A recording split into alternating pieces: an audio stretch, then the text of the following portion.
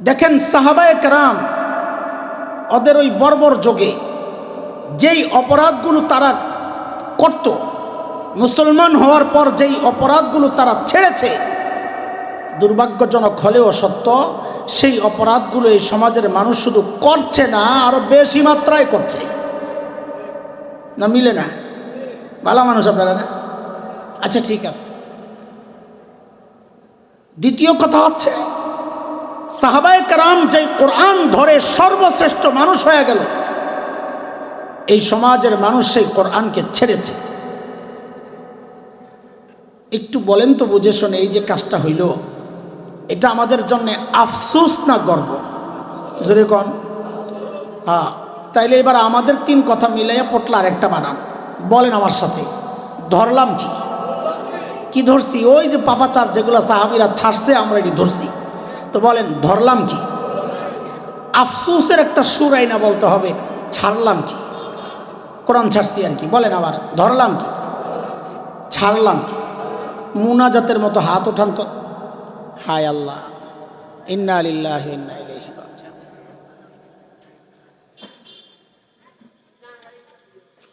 লা হাওলা ওয়ালা কুওয়াতা ইল্লা বিল্লাহ।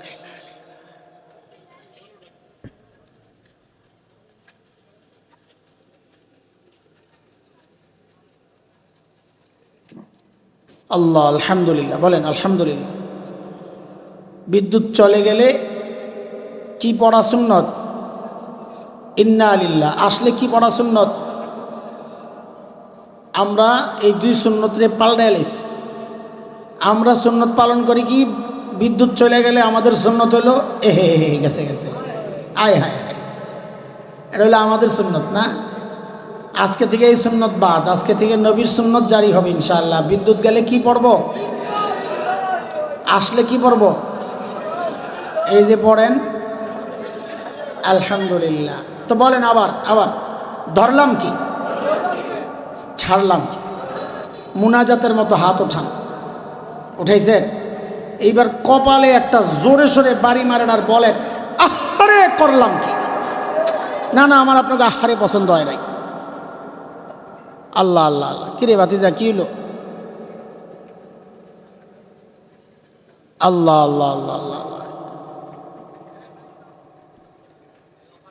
আচ্ছা আচ্ছা, চেষ্টা করতেছি। দুরূদ শরীফ পড়েন, দুরূদ শরীফ পড়েন। আল্লাহুম্মা সাল্লি আলা মুহাম্মদ ওয়া আলা আলি কামা সাল্লাইতা আলা ইব্রাহিম ওয়া আলা আলি।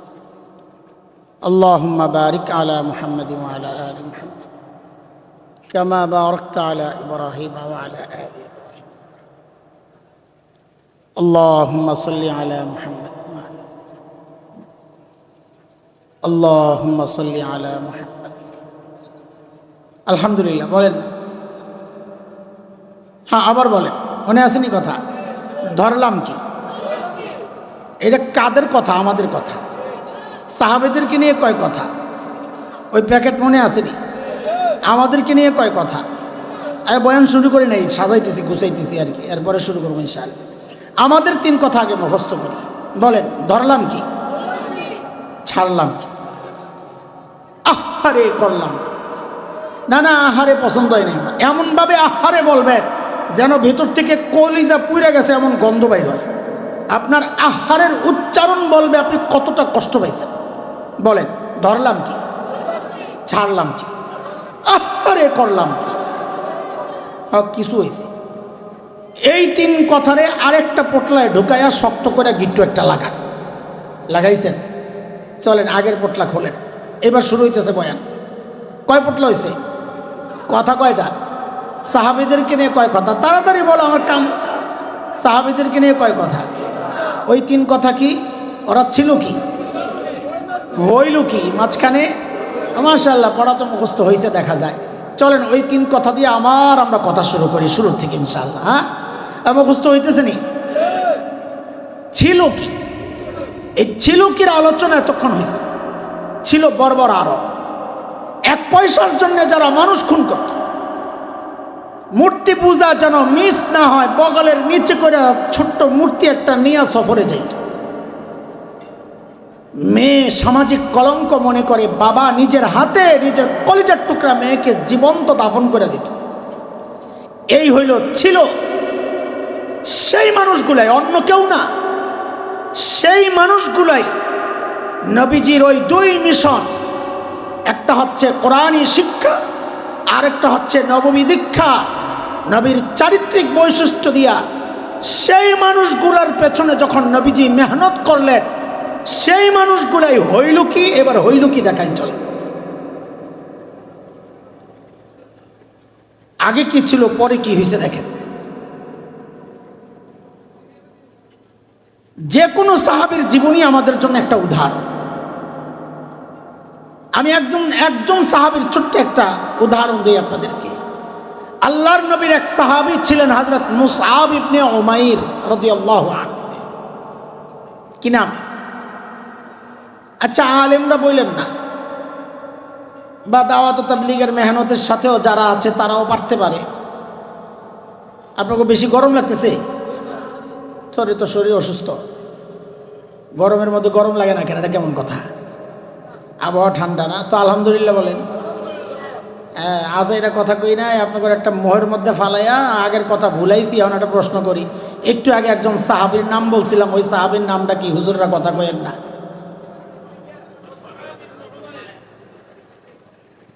এক ভাই বলছে, কিরে পোলা ভাইয়ের নাম কি? কি যে কয় আল্লাহ জানে। ভাই থাক, তুই কইস না, কারণ বাপের নাম আরেক জায়গায় লইয়া গেছে গা, কি একটা কইয়া দিছে। আচ্ছা শোনেন, এটা বুঝার জন্য আর একটা জিনিস একটু বলি। ওই যে ভারতের ক্রিকেট দল আছে না, আসেনি না? বাদ দিছে। এটার একজন নেতা থাকে না, এরা কি বলে? ক্যাপ্টেন, অধিনায়ক। তো ভারতের ক্রিকেট দলের যে অধিনায়ক আছে একটা, কি নাম আমি মনে করতে পারতাছি না, বলস না?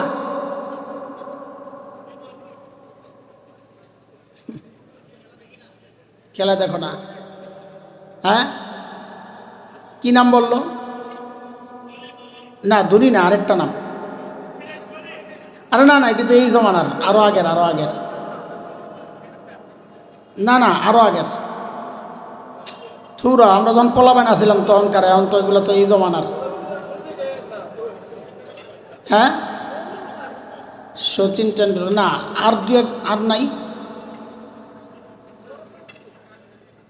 না, থুরা, মোয়াজের মাঝখানে কি একটা লাগাই দিয়েছেন ভেজাল। ও মুরব্বীরা শুনছেননি? ভারত দলের বর্তমান অধিনায়ক কে? আগের অধিনায়ক কে? তার আগের অধিনায়ক কে? তার আগের অধিনায়ক কে? লাইন ধরে নাম সবটি কিন্তু কয়েলাইস। এদের যদি জিজ্ঞেস করেন এই সবগুলা খেলোয়াড়ের সাথে কার কার প্রীত আছিল, পোলাপান ওইটাও কইতে পারবে, কার সাথে ব্রেক হয়েছে ওইটাও কইতে পারবে। কিন্তু পোড়া কপাল যেই সাহাবীদের মাধ্যমে দিন পাইছে, ওই সাহাবীর নাম উচ্চারণ করতে পারে না। কথাটা বুঝছেন? আপনারা মনে করছেন আমার রাজের কাম নাই, বয়া বয়া ভারতীয় খেলোয়াড়কে নাম শিখাইতেছি আমি। এটা আমি অনুভূতিটা জাগানোর জন্য এই বিষয়টা আনছি, যে এই দেশের মানুষ পোড়া কপাল না, এরা আমাদের বন্ধু না, বন্ধু রাষ্ট্র না, ধর্মীয় দিক থেকে আমাদের আপনজন। এরা হচ্ছে ইসরায়েলের ইহুদিরা যেমন আমাদের জন্য সবচাইতে ভয়ঙ্কর শত্রু, এই হিন্দুরা, এই সমস্ত মুশরিকরা, এরা আমাদের জন্য ওই ইহুদির চেয়ে কোনো অংশে কম না, এরা আমাদের জন্য আরও ভয়ঙ্কর শত্রু। অথচ তাদের নাম জানি, সাহাবীর নাম জানি না। আমার জন্য এর চেয়ে দুর্ভাগ্য আর কি হইতে পারে বলেন আপনারা?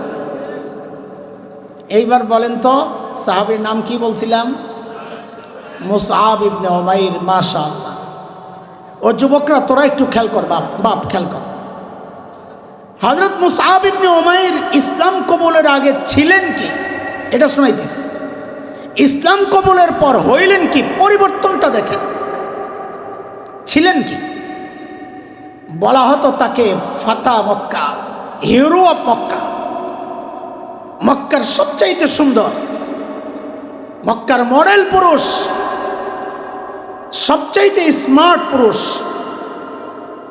চেহারায় ছিল গড়নে এত সুন্দর, কত সুন্দর বুঝার জন্য ছোট্ট একটা কথাই শোনেন।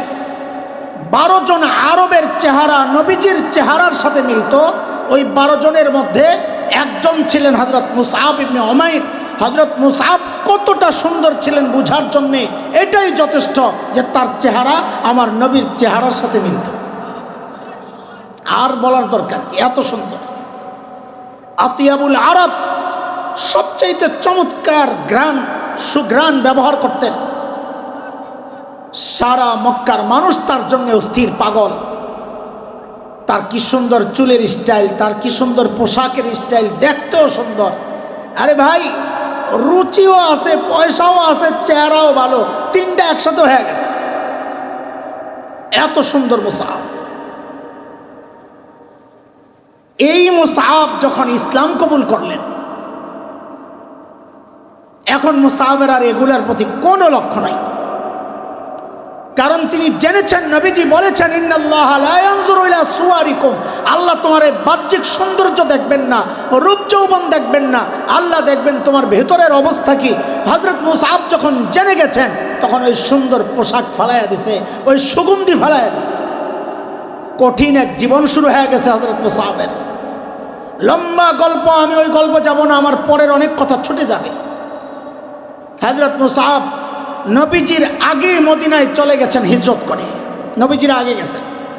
শিক্ষক হিসাবে নবীজি 2 জন সাহাবীকে পাঠাইছিলেন, একজন আব্দুল্লাহ ইবনে উম্মে মাকতুম, আরেকজন হযরত মুসআবকে আগেই পাঠাইয়া দিয়েছেন 13 হিজরির শুরুর দিকে। উহুদের যুদ্ধ 3 হিজরির কথা। মুসলমানদের ঝান্ডা হযরত মুসআব ইবনে উমাইরের হাতে। কেন? কারণ মুসআবের অনেক কোরবানি আছে। কুরাইশ মক্কা থেকে যারা আসছেন মুহাজির, তাদের কাছেও মুসআবের একটা মর্যাদা আছে। আবার আনসার মদিনাওয়ালাদের কাছেও মুসআবের একটা মর্যাদা আছে, কারণ তিনি তো তাদের শিক্ষক। তো ঝান্ডা হযরত মুসআব ইবনে উমাইরের হাতে। আপনারা জানেন উহুদের ঘটনা, আমি ওই ঘটনায় যাব না, আমার ওই সময় নাই। হযরত মুসআব শহীদ হয়েছেন। বুখারীতে আসছে রিওয়ায়াত, 4045 নম্বর রিওয়ায়াত। হযরত আব্দুর রহমান ইবনে আউফ রাদিয়াল্লাহু আনহু বর্ণনাকারী। ও যুবক, শোনো, খেয়াল করে মোশন করো তো, শোনো। হযরত আব্দুর রহমান ইবনে আউফ বলেন, মুসআবের লাশ যখন দাফন করতে গেছি, শহীদের লাশ দাফন করার কিছু ব্যতিক্রম সিস্টেম আছে, জানেননি আপনারা?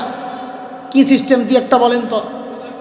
বিনা গোসল। মাশাআল্লাহ, বিনা গোসলে শহীদের দাফন দেয়। আরেকটা নিয়ম হচ্ছে, যেই কাপড়ে শহীদ হয় ওই কাপড় দিয়েই তাকে দাফন দেয়। ঠিক আছে?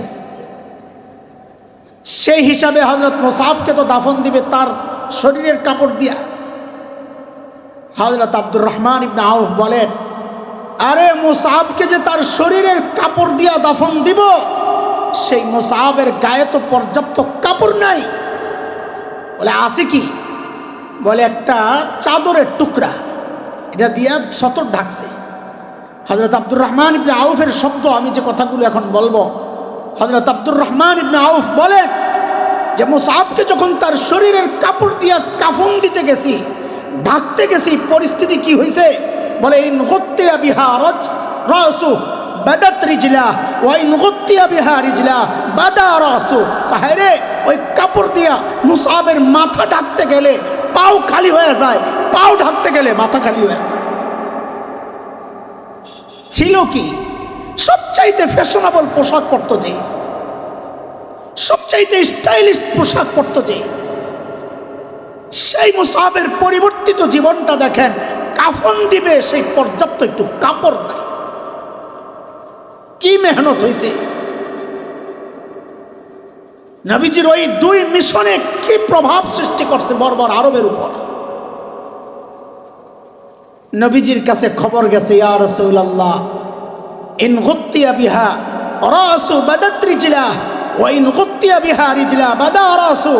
ইয়া রাসূলুল্লাহ, মুসআবের তো এই অবস্থা, মাথা ঢাকতে গেলে পা খালি হয়ে যায়, পা ঢাকতে গেলে মাথা খালি হয়ে যায়। এখন আমরা কি করব? কেমনে দাফন দিব? নবীজি জানায়া দিলেন, আমার মুসআবের মাথাটাই ঢেকে দাও, এক রকমের ঘাস পাওয়া যায়, আরবে ইসখির বলে, বলে ওই ঘাস দিয়া পাওগুলা ঢাইকা দেয়। যুবক, হায়, কাদের কথা শোনাচ্ছি? বর্বর আরবদের কথা শোনাচ্ছি। ছিল কি, হইল কি?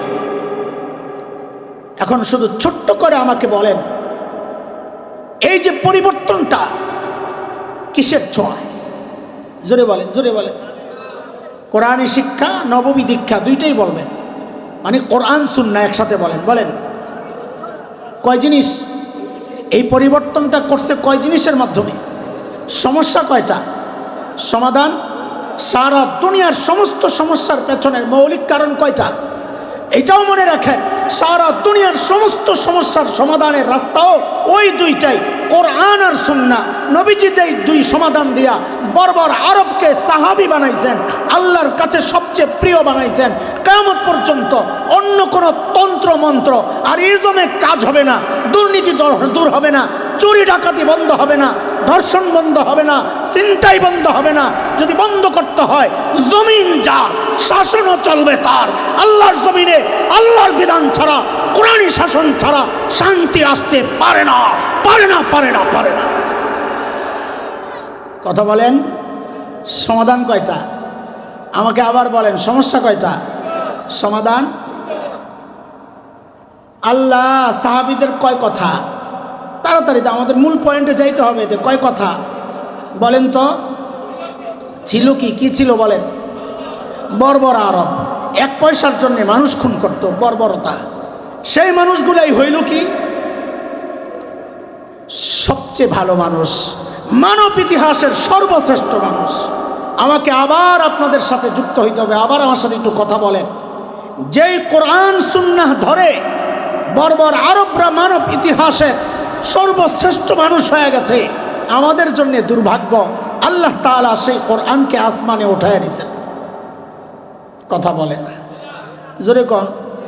আরে জিনা হানা একটা তো কইবেন, জোরে কোন, যেটাই বলেন জোরে বলেন। ওই কোরআন আল্লাহ আসমানে উঠায় নিছেন। আছে দুনিয়া কোরআন আছে, ও পুরান হয়ে গেছে, আগের মতোই, পাওয়ার কমে গেছে, আগের মতোই। সত্য? যদি তাই হয়, আমি আপনাদেরকে দুইটা প্রশ্ন করব। তালে তালে তালে তালে জবাব দিয়েন না, হুজুগে জবাব দিয়েন না, আমাদেরকে খুশি করার জন্য জবাব দিয়েন না। আপনি যা বুঝছেন তা বুঝা জবাব দিয়েন। আমি দুইটা প্রশ্ন করব। এতক্ষণের আলোচনায় কি আমি বুঝাইতে পারছি কি না? যদি পারি জবাব দিয়েন। দুনিয়ায় মানুষকে সর্বশ্রেষ্ঠ বানাতে পারে যে বিষয়, সেটা একমাত্র বিষয়, সেটা হচ্ছে কোরআন। এই কথা কি আপনারা বিশ্বাস করেন? আবারও বলি, আমি কিন্তু বলি নাই সর্বশ্রেষ্ঠ মানুষ বানানোর একমাত্র মাধ্যম বলেছি। আমি বলি নাই অন্যতম মাধ্যম, আরও কোনো মাধ্যমও আছে যেগুলো মানুষকে সর্বশ্রেষ্ঠ বানায়, আমি ওইটা বলি নাই। আমি বলেছি একমাত্র মাধ্যম। এই কথায় আপনারা যদি একমত থাকেন, আমি আবারও প্রশ্ন করি, বুঝে শুনে উত্তর দিয়েন। দুনিয়ায় মানুষকে সর্বশ্রেষ্ঠ মানুষ বানানোর একমাত্র মাধ্যম হচ্ছে কোরআন। এই কথা কি বিশ্বাস করেন? কে কে বিশ্বাস করেন? আল্লাহু আকবার। আমিও বিশ্বাস করি। হাত নামান, ভুলে যায়েন না কোন জায়গায় হাত উঠাইছিলেন। আমি আবার ধরবো, আমার কাম এটা, আগামো আবার পিছনে আমার। আরেকটা প্রশ্ন করি, আগে একবার হাত উঠাইছিলেন কোন জায়গায়, ওটা মনে রেখেন। কোরআন একমাত্র মাধ্যম, যে মাধ্যম মানুষকে সর্বশ্রেষ্ঠ মানুষ বানায়। আরেকটা প্রশ্ন করি, বলেন আপনারা আপনাদের সন্তান আপনজনকে সর্বশ্রেষ্ঠ মানুষ বানাতে চান? আসলেই কে কে চাই দেখি তো? আল্লাহু আকবার। সবাই চান না? আমিও চাই। মাশাআল্লাহ, হাত নামান। কয় জায়গায় হাত উঠাইছেন বলেন আবার, কয় জায়গায়? অনেককে দেখে আমার মনে হচ্ছে, আমার ধারণা ভুল হোক, আমার ধারণা ভুল হোক, কিন্তু সমাজ বাস্তবতা অস্বীকারের সুযোগ নাই। সেই বাস্তবতা থেকে আমি বলছি, এখানে এমন অনেকজন আছেন যারা এই দুই কথার দুই জায়গাতেই মিথ্যা বলেছেন, অথবা এক জায়গায় অবশ্যই মিথ্যা বলেছেন। বলে আমি মিথ্যা বলছি না, সত্য বলছি। আপনি কেমনে জানলেন? আপনি কি গায়েব জানেন হুজুর? আরে দোস্ত, গায়েব আমি জানবো কোত্থেকে? গায়েব তো জানেন কেবল, এত আসতে বললে হবে না, এটা আকীদার বিষয়। গায়েব জানেন কেবল, আমি জানবো কোত্থেকে?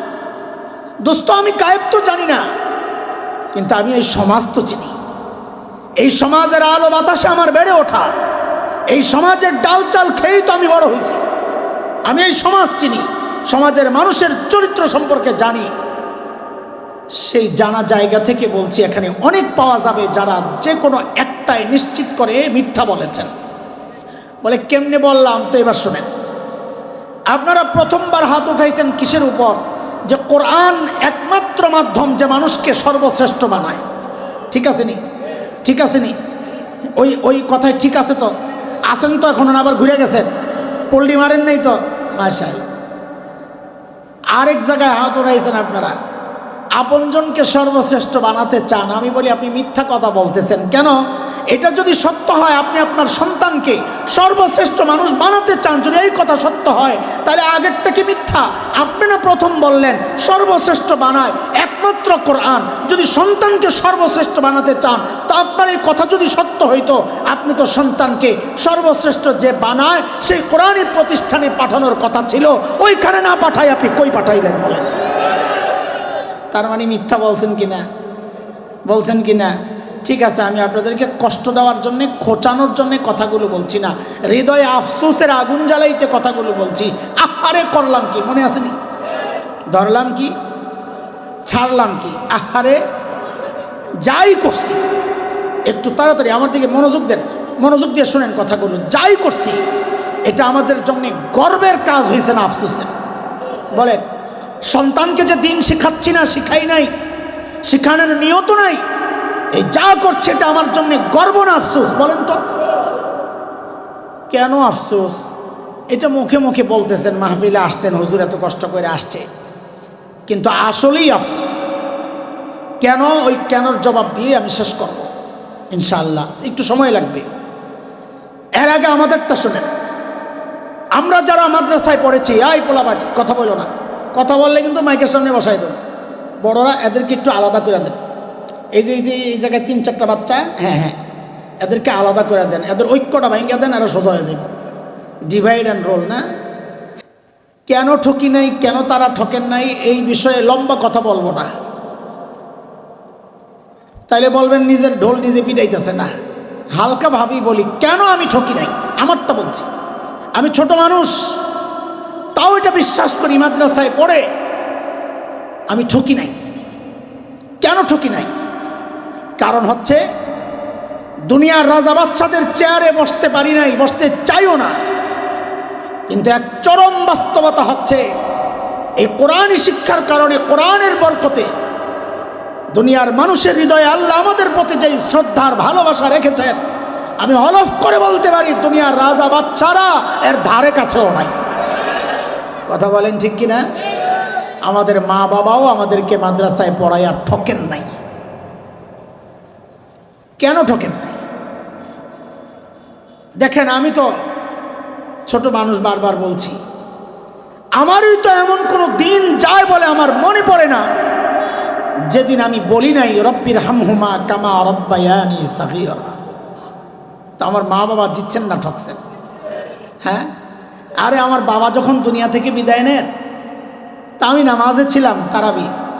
তা আমি বলি, আমি যেমন তেমনই হই, আমার বাবা তো আল্লাহর কাছে বলতে পারবে, যদি জিজ্ঞেস করে আপনজন সন্তানকে কি অবস্থায় রেখে আসছো, তো আমার বাবা তো জবাবে বলতে পারবেন সেজদায় রেখে আসছি, সেজদায়। আমাদের গ্রামের বাড়ি খুব কাছাকাছি, আপনাদের এখান থেকে খুব বেশি দূরে হবে না।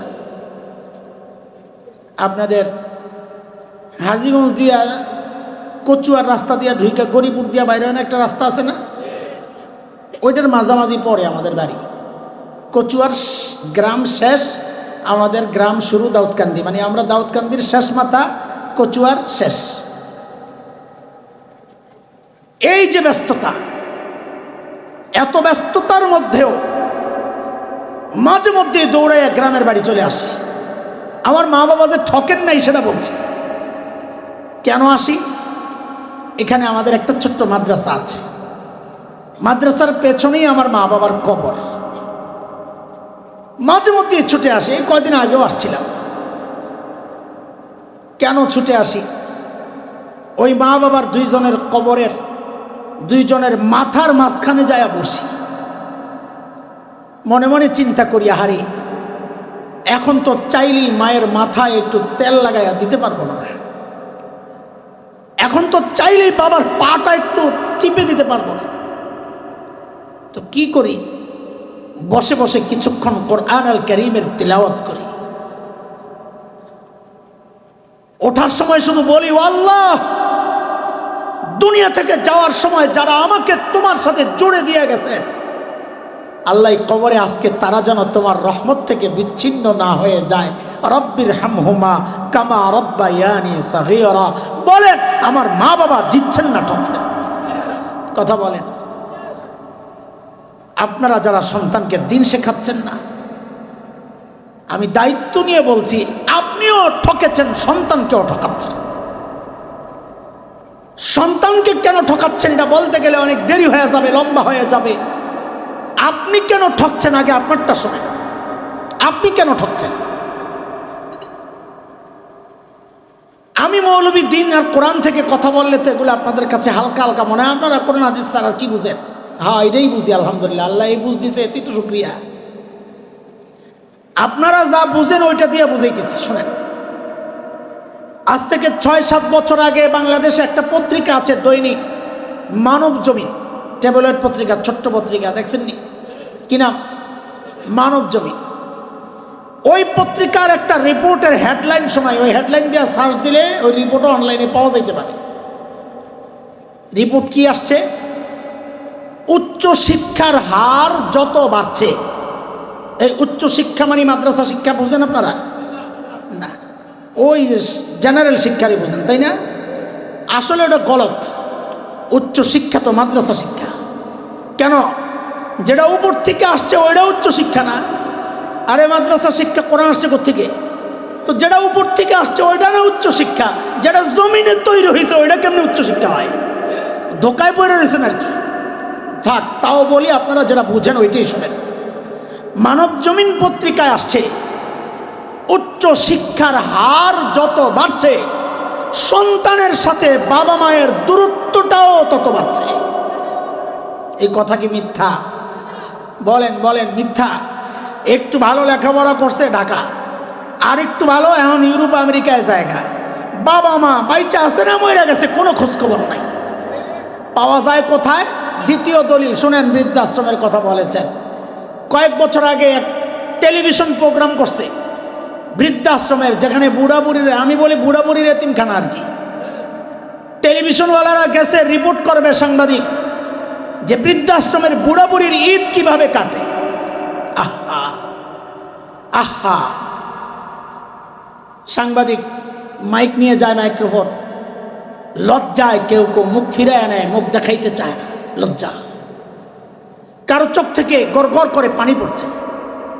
আজকের এই ঈদের দিন এই দাদা, এই নানা, এই দাদি, নানিদের কত কোলাহলের মধ্যে থাকার কথা, নাতি নাতনির আশেপাশে দুষ্টুমি করার কথা, বকশিস নেওয়া, দাদার নানার সাথে মজাক করা, ঘুরতে যাওয়া, কত আনন্দের মধ্যে থাকার কথা।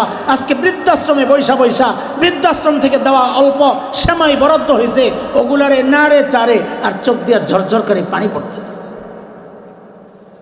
কারা এরা? আপনারা মনে করেছেন তাদের খাওয়া দাওয়ার ব্যবস্থা ছিল না, ওই জন্য বৃদ্ধাশ্রমে গেছে? আপনারা মনে করেছেন সমাজের নিচু শ্রেণী তারা? না, অধিকাংশই এই সমাজের এলিট শ্রেণী, হাই সোসাইটি, হাই পরিবারের বুড়া বুড়ি বৃদ্ধাশ্রমে। সাংবাদিক যায় পরিচয় জানতে চাচ্ছে, আমি নিজে দেখেছি। যেহেতু ইউটিউব আছে, সার্চ দিলে ঈদের দিন বৃদ্ধাশ্রম এটা সার্চ দিলে বাইরে যাব। সাংবাদিক পরিচয় জানতে চাচ্ছে। আরে ভাই, হৃদয়ের দরজা খোলার জন্য একটু নক করতেছি, একটু মনোযোগ দিয়ে কথাগুলো শুনেন, বোঝার চেষ্টা করেন। সাংবাদিক যায়া পরিচয় জানতে চাচ্ছে, হাই মুখ ফিরিয়ে নিচ্ছে, কেউ কেউ পরিচয় দিচ্ছে না, কেউ কেউ পরিচয় দিচ্ছে। ওদের চোখের পানি দেখে আমি তো মানুষ, আমারও চোখ দিয়ে গড়গড় করে পানি পড়ছে। কিন্তু একটা বিষয় চিন্তা করে গর্বে আমার বুকটা ফুলে গেছে, সেটা কি জানেন? এতজন বুড়া বুড়ি যে নিজেদের পরিচয় দিল, খোদার কসম খায়া বলি, একজন বুড়িও তার পরিচয় দেওয়ার সময় বলেন নাই আমি হাফেজের মা। একজন বুড়াও তার পরিচয় দেওয়ার সময় বলেন নাই আমি আলেমের বাবা, বরং বলেছেন আমি ডাক্তারের বাবা, আমি ইঞ্জিনিয়ারের বাবা। ছেলে মেয়ে ইউরোপ আমেরিকায় থাকে, কানাডা থাকে, অস্ট্রেলিয়ায় থাকে, এই কথা বলছে আর কান্না করছে, বাচ্চাদের মতো হাউমাউ করে কান্না শুরু করছে। তারপরেও মনে মনে ভাবেন আপনারাই দিচ্ছেন, আমরা মৌলবীরাই ঠকে গেছি, ভাবতে থাকে, গর্ব করেন, তাই না? ছেলে ডাক্তার, এটা আপনার গর্ব, ছেলে ইঞ্জিনিয়ার, এটা আপনার গর্ব। তো গর্বের ছোট্ট একটা গল্প শোনেন, আমার জীবনের গল্প। আমি যেই মসজিদে জুমার নামাজ পড়াই, অনেকে জানেন হয়তো, science laboratory, Dhanmondi new market মাঝখানে। এটা আমাদের ঐতিহ্যের মসজিদ। আমার বাবা ছিলেন এই মসজিদেই এক নাগারে প্রায় 44 বছরের খতিব, 4-4-44। আমারও প্রায় 26 বছর হয়ে গেছে। বাপ বেটা মিল্লা একই মসজিদের জুমা পড়াইতেছি প্রায় 70 বছর। চলছে, মানুষও ছাড়ে না, আমরাও যাই না, চলছে গাড়ি যাত্রাবাড়ি। তা আমি তো এলাকার ছেলের মতো, সবাই আমার আদর করে, কেউ আপনি বলে, কেউ তুমি বলে, কেউ তুইও বলে, দেখছে ছোট থেকে বাচ্চা। এখন গুলশান, বনানী, বাড়িধারা কিছু হাই সোসাইটির আলাদা হয়েছে। এক সময় সব বড়রা ধানমন্ডিতে থাকত। ধানমন্ডি ছিল ঢাকার সবচেয়ে এলিট শ্রেণীর থাকার জায়গা। ওই সময়ের একজন বড় মানুষ দুনিয়া থেকে বিদায় নিয়েছেন, যার ছেলে পিএইচডি করা এক ডক্টর, আমেরিকার এক ইউনিভার্সিটিতে প্রফেসর। মারা গেছেন বুড়া। এলাকার মুরব্বীরা আমাকে বললেন, বাবা, এই ভদ্রলোকের সাথে তোমার বাবার খুব সম্পর্ক ছিল, জানাজা তুমি পড়াইলে পারিবারিকভাবে তারা একটু তৃপ্তি পাবে।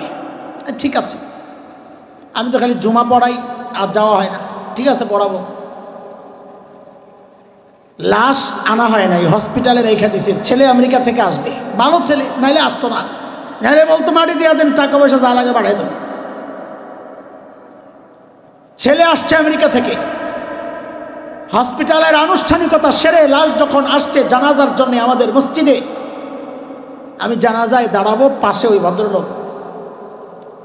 জানাজার ঠিক আগ মুহূর্তে দেখি ভদ্রলোক বাচ্চাদের মতো হাউমাউ করে কান্না শুরু করছে। আমি তো অবাক হইয়া তাকায় আছি। কেন অবাক হইলাম? বাবা মারা গেছে, সন্তান কান্না করবে, অবাক হওয়ার কি আছে? আমি অবাক হয়েছি এই জন্যে, এই টাইপের মানুষকে খুব একটা কান্না করতে দেখি না। সেই জন্যে যারা বিদেশ ঘুরছে, অনেক লেখাপড়া করছে, মাথার মধ্যে স্টেডিয়াম হয়ে গেছে, চুল পড়তে পড়তে কান্না কমে যায়। তা আমি অবাক হইয়া ভাবলাম, আখের বাবা তো একটু সান্ত্বনা দিই। তো কাছে টেনে বললাম, ভাই, বাবা মারা গেছে, খারাপ লাগতেছে। ভাই, আমার তো বাবাও নাই, মাও নাই, একদিন আপনিও থাকবেন না, আমিও চলে যাব, সবর করেন, ধৈর্য ধরেন। ভদ্রলোক আমাকে বলেন কি জানেন, হুজুর, বাবা চলে গেছেন, আমি সেই জন্য কান্না করছি না। আমি তো আরো অবাক হয়ে গেছি, বলে কি, তো কি জন্য কান্না করছেন? ভদ্রলোক বলে কি আমাকে জানেন, যে আমি বাবাকে কিছু প্রশ্ন করছি, বাবা তো উত্তর দিচ্ছেন না। কি প্রশ্ন করতেছেন? বলে, আমি বাবাকে জিজ্ঞেস করছি, বাবা, আমাকে উচ্চ শিক্ষায় শিক্ষিত করার জন্য তুমি তোমার জীবন যৌবন শেষ করেছ, তোমার কামাই রোজগার সব শেষ করেছ, তোমার সুখ আনন্দ তুমি উৎসর্গ করেছ, কোরবানি করেছ, হয়তো তুমি সফল হয়েছ, আমাকে সর্বোচ্চ শিক্ষায় তুমি শিক্ষিত করেছ, হয়তো সফল হয়েছ, কিন্তু বাবা এখন আমাকে জবাব দাও, এত কিছু পড়াইলা, ও বাবা, এখন জানাজা পড়বো, যে জানাজায় কি পড়বো বাবা, এটা কেন শেখাইলা না, জবাব দাও। গর্ব করেন না? ছেলে ডাক্তার গর্ব করেন, ছেলে ইঞ্জিনিয়ার গর্ব করেন। আরে গর্ব তো করবে হাফেজের বাবা, গর্ব তো করবে আলেমের বাবা, যে বাবা মায়ের সন্তানেরা বাবা মায়ের জানাজা পড়ানোর যোগ্যতা রাখে না। আর যাই হোক, ওই বাবা মার গর্ব করা সাজে না, তাদের তো চিৎকার করে করে বলার কথা, আরে করলাম কি। মনে আছে কথা?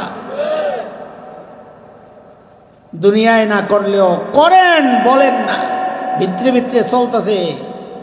আমাদের কাছে মাঝে মাঝে আয়া পড়েন তাবিজের লেগে, আমরা টের পাই কি চলতেছে করে। জানাজা হয়ে গেছে, লাশ দাফন করতে দিচ্ছে না সন্তান, সম্পদের হিসাব আগে হোক। নাউজুবিল্লাহ। আমি হায় রে খোদা, এটি কি সন্তান। মায়ের সেদিন আমাদের আইনমন্ত্রী একটা ঘটনা শোনাইছেন, ওনার কোন বন্ধু নাকি কর্নেল মারা গেছে। এই যে বর্তমান আইনমন্ত্রী 2 দিন আগে গল্প শোনাইছে, কর্নেল মারা গেছে, শুনছেন না? বিবির কাছে সব সম্পদ, মেয়েরা আসছে 2 মেয়ে, মারে বলছে মা আমাদের নামে সম্পদ লিখা দাও, তুমি তো যাইবা গা। মাও মায়ের সরে সন্তানের নামে সম্পদ লিখে দিছে। দেওয়ার সাথে সাথে 1 সপ্তাহের মধ্যেই বুড়ি মাকে 2 বোন মিল্লা জামাইরা মিল্লা ঘর থেকে বের করে দিচ্ছে। কি লেখাপড়া করাইছেন, আবার গর্ব করেন। আফসোস করার কথা, আহারে করলাম কি। দুনিয়ায় আগুন জ্বলছে আপনাদের হৃদয়ে, আপনারা বলেন না, আমরা জানি। কিন্তু এমন একটা সময় আসবে যখন সবাই জেনে যাবে। সেটা কোনটা? সেটা হাসরের ময়দান, যেদিন আপনার সন্তান যার ক্যারিয়ার করে নিজের দুনিয়ার ক্যারিয়ার শেষ করেছেন, ওই সন্তান আল্লাহর আদালতে দাঁড়ায়া আপনাকে আসামির কাঠগড়ায় দাঁড় করায়া দিবে, আল্লাহর আদালতে নালিশ করবে। কি বইলা? সূরা আহজাবের শেষ দিকে আসছে, 22 নম্বর পারা 6 নম্বর পৃষ্ঠা, তালাশ করলে পাইবেন। ওই সন্তান দাঁড়ায় আল্লাহর আদালতে কি বলবে জানেন? আল্লাহু আকবার। আল্লাহ বলছেন, সন্তান আল্লাহর আদালতে দাঁড়ায়া বলবে, রব্বানা ইন্না আতানা সাদাতানা ওয়া কুবারানা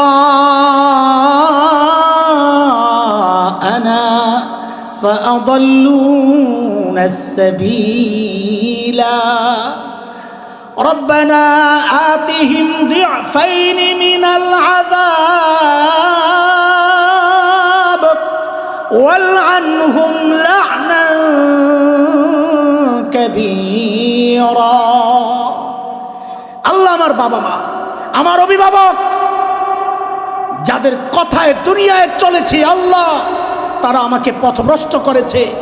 আজকে তাদের জন্য আমি ডাবল শাস্তি চাই। কয় শাস্তি বলেন? কয় শাস্তি চাই? সন্তান বাবার বিরুদ্ধে কয় শাস্তি চায়? সন্তান মায়ের বিরুদ্ধে কয় শাস্তি চায়? আরে কথা বলেন না, কয় শাস্তি? ডাবল শাস্তি। বলে ডাবল কেন? ডাবল কেন? তাফসিরে অনেক রকমের ব্যাখ্যা আসছে, সম্ভবত হুজুর চলে আসতেছেন, আমি একটা ব্যাখ্যা দিয়ে শুনি। আরে ভাই, আমার কথা এতক্ষণ বিশ্বাস করেন নাই, তো এখনটা কি লেগে বিশ্বাস করলেন না? যে পিছনে তাকাইয়া নিশ্চিত হইতে হুজুরের কথা ঠিক আছে কিনা। এই কারে শোনাইলাম কথাবার্তা, আর তাকায়েন না, ঠিক আছে? আসলে দেখবেন না, আসলে দেখবেন, অসুবিধা নেই। ডাবল কেন এটা বুঝেন।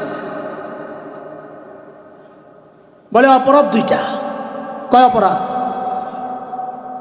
আগে এমনি বুঝেন, পরে তাফসীর বুঝেন। খাওয়ানোর দায়িত্ব ছিল, খাওয়ায় নাই, 1 অপরাধ। পরিবর্তে বিষ খাওয়াইছে, বিষ, এটা আরেক অপরাধ। কথা ঠিক কিনা? প্রত্যেক বাবা মার জন্য সন্তানকে দিন শেখানো, এটা বাবা মার দায়িত্ব ছিল, সেই দায়িত্ব আদায় করে নাই, 1 অপরাধ। খালি দায়িত্ব আদায় করে নাই, মূর্খ রাখছে তা না, 1 অপরাধ তো করছে, আরেকটা অপরাধ করছে। এমন এক শিক্ষা ব্যবস্থায় পাঠায়া দিছে, যেই লেখাপড়া কইরা সে নাস্তিকতার দিকে চলে গেছে, বিষ খাওয়ায়া দিছে, এটা আরেকটা অপরাধ। 2 অপরাধ। এখন কয় শাস্তি চায়? এরপরে আবার বলে কি, যেই সন্তান আল্লাহর কাছে কান্না করার কথা, রব্বির হামহুমা বইলা আল্লাহ মা বাবার জন্য দয়া চাই, ওই সন্তান বলছে ওয়াল আনহুম লানান কাবীরা, দয়া না, আপনি আমার মা বাবাকে আপনার রহমত থেকে দূরে, বহু দূরে সরায়া দেন। নাউজুবিল্লাহ। এরপরে মনে মনে চিন্তা করতে থাকেন, আমরাই ঠকছি, আপনারাই জিতছেন, ঠিক আছে না? করতে থাকেন। আমি বলছিলাম আমাকে মাদ্রাসা নিয়ে কথা বলার জন্য বলা হয়েছে, মনে আছে শুরুর কথা? কেমনে মনে আছে? আইসেন তো মাঝখান দিয়া, আন্দাজি কথা। এই মাদ্রাসাগুলোতে নবী আলাইহিস সালাম যেই 2 মিশনে বর্বর আরবকে খায়রুল কুরুন বানায়া দিয়েছেন, সর্বশ্রেষ্ঠ মানুষ বানাইছেন, আমাদের এই কওমি মাদ্রাসাগুলোতে ঠিক নবীর ওই 2 মিশন নিয়েই আমরা মেহনত করি। কোরআনী শিক্ষা, নববী দীক্ষা, আখলাক চরিত্র ঠিক করা, খালি শিক্ষা দিয়াই ছেড়ে দেয় না উস্তাদরা। এই মানুষটা পরিপূর্ণ সুন্নাহর উপর কিভাবে আসবে, এই কওমি মাদ্রাসাগুলোতে সেই শিক্ষা দেওয়ার চেষ্টা আমরা করছি। হ্যাঁ, সময়ের পরিবর্তনের কারণে মাঝে মধ্যে আমাদের কিছু সন্তান ভুল করে ফেলে, আমাদের কোনো ভাই ভুল করে ফেলে, এর দ্বারা এই পুরা মিশন প্রশ্নবিদ্ধ হইতে পারে না। এই 2-4 জনের অপরাধের কারণে এই পুরা মিশন এটা কি হইতে পারে না, দোষী হইতে পারে না। এই মাদ্রাসাগুলো এটা নবীর সাথে যার সম্পর্ক, এটাকে যারা দোষী বানাবে, এটাকে বন্ধের চক্রান্ত যারা করবে, ওই তাদের সম্পর্ক হচ্ছে আবু জাহেলের সাথে। কথা ঠিক আছে কিনা? আল্লাহ তাআলা আমাদের এই দারুল মাদ্রাসাকে কি নাম, দারুল জায়গার নাম কি, বামুন্ডা দারুল বামুন্ডা কওমি মাদ্রাসাকে আল্লাহ তাআলা নবীজি যেই 2 মিশনে বর্বর আরবকে সর্বশ্রেষ্ঠ মানুষ বানাইয়া দিয়েছেন, আমরাও যেন সময়ের সর্বশ্রেষ্ঠ মানুষ এই প্রতিষ্ঠান থেকে বানাতে পারি। আল্লাহ আমাদেরকে সে তৌফিক দান করেন। আল্লাহ এই মাদ্রাসাকে কবুল করেন। কথাগুলো বুঝছেন নি আপনারা? কয় কথার বয়ান হয়েছে, কেউ আনেন নাকি লেগে? ও আছে, নিচে আছে, কিও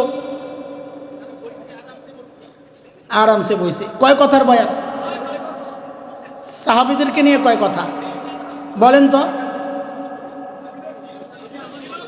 ছিল কি, ছিলাম কি আমনি নি সাহাবিয়ানা? বলেন ছিল কি? ওরা ওরা ওরা বলেন, ওরা ওরা কয় কথা হয়েছে? 1 পটলা ওয়াজের, 1 পটলা। আজকে বললাম খিচুড়িও নাই, বিরিয়ানিও নাই, ওয়াজের 1 পটলা। 2 নম্বর পটলা খোলেন, কয় কথা? কাদেরকে নিয়ে বলেন তো? ওই ধরলাম কি কি বলেন? 2 নম্বর, 3 নম্বর?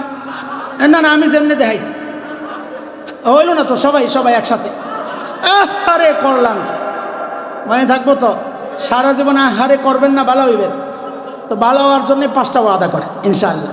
বলেন ইনশাআল্লাহ। বলেন সবাই শুদ্ধ কোরআন শিখবো ইনশাআল্লাহ। সবাই মানে আমি আর আপনি, বাসার সবাইকে বলেন সবাই শুদ্ধ কোরআন শিখবো ইনশাআল্লাহ। নিয়মিত কোরআন পড়বো ইনশাআল্লাহ। 2 নম্বর বলেন নিয়মিত কোরআন। 3 নম্বর কোরআন অনুযায়ী চলবো, বলেন ইনশাআল্লাহ। কটা গেল ভাই? শুদ্ধ কোরআন শিখবো, নিয়মিত তিলাওয়াত করব। 3 নম্বর কোরআন অনুযায়ী চলবো। 4 নম্বর কোরআনওয়ালা হাজরাতে ওলামায়ে কেরামকে ভালোবাসবো ইনশাআল্লাহ। মনে থাকবে ইনশাআল্লাহ। 5 নম্বর কোরআনী প্রতিষ্ঠান যেখানেই দেখব তার প্রতিপক্ষ দুশ্মনী না, তার পাশে সহযোগী হয়ে দাঁড়ায় যাবো ইনশাআল্লাহ। মনে থাকবে ইনশাআল্লাহ।